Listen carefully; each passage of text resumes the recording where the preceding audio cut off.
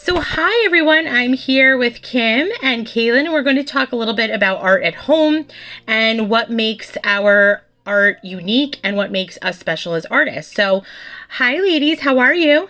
Hi. Hi, Monica. Thanks for joining me. So my first question for you both is, how do you set up your art space at home? Kaelyn, do you want to do that first?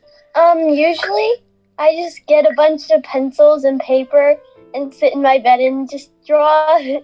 And yeah. What about like your clay and that? Oh, my clay. I don't really know. Usually I take out the stool and I She kind of plops down anywhere in the house, like kind of where everybody else is. yeah. Awesome.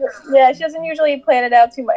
We have very limited space here at the Murphy house, so we kind of like, I do have one room upstairs that is basically a catch-all for all our crafts, so and that alone is pretty messy, but you know, it's one of those rooms that we can like get in and do something in there and not have to really worry about the mess till later. So creative mind is always like a messy one usually. Yeah, like right now we just the other day wanted to do some sewing, so we took it's like on our dining room table right now. You know, it's kind of like when you want to do it though, you're gonna find a space to do it, basically, is how it works in this house. Absolutely, it's so true.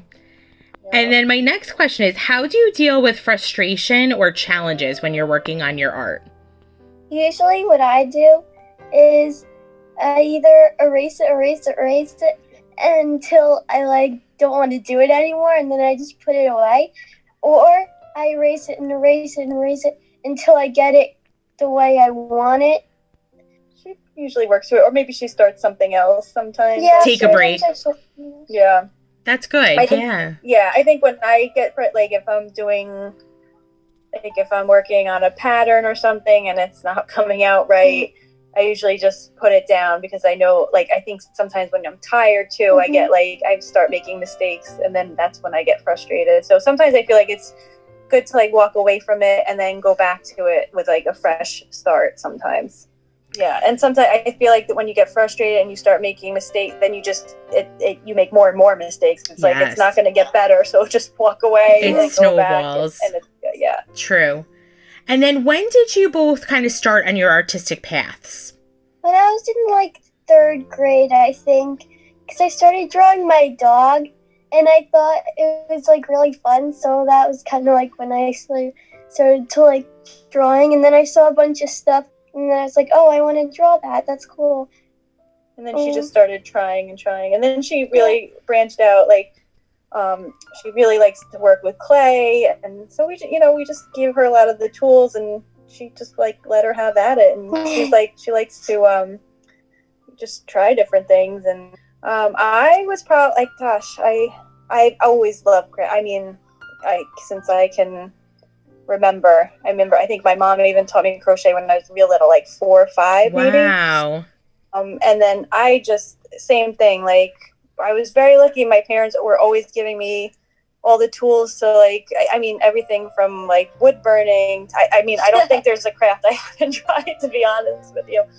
Quilting, knitting, clay, like everything, painting, drawing. It's just, I love it all. Needlepoint, cross stitch. I think, I don't even know. The list goes on. That's amazing. It's amazing. I think to me too, like a lot of the times I just get inspired by like something I see, and like I'll just like, oh, let's try to make that, or you know, like it's never, you know, I always just like, let's do it, you know, kind of jump in and see what comes out. And then my last question for you is, how has art changed you as a person? Well, actually, Kaylyn's got really a good eye. Like, I don't want to answer for her, but she's just things I've noticed. Like, we were even, where were we? We were in Salem, Massachusetts, and there was like a picture, one of those pictures that's like an illusion. You can see like two things.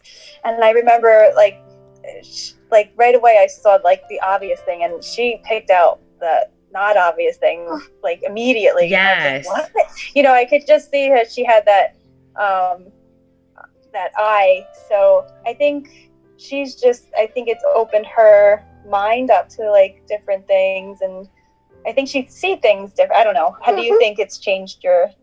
The way I I see things and just the way I think sometimes. It's just like, I don't know, I look at something and I'm like, oh, that's really nice. I'll paint that or draw that. So, like, my imagination sometimes goes real crazy. Yes.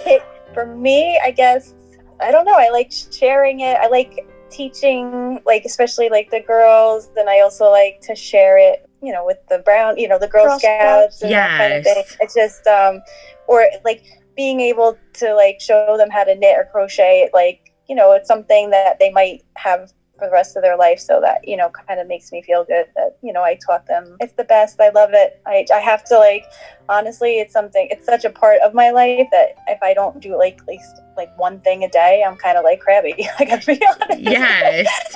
It can be such a stress relief, and it could be so positive, and it could be just like a creative outlet, you know? Yeah, it's definitely something that is part of my daily, you know, no matter where I squeeze it in, even if it's just for 5 minutes, like, it's something, yeah, it's like my day's not finished unless I try to do a little creativity, you know? Yes, it's awesome. It's such a good habit. Well, thank you both so much. You are both so talented. Thank you so much for interviewing with me. I really appreciate all these awesome answers. They're such good inspiration.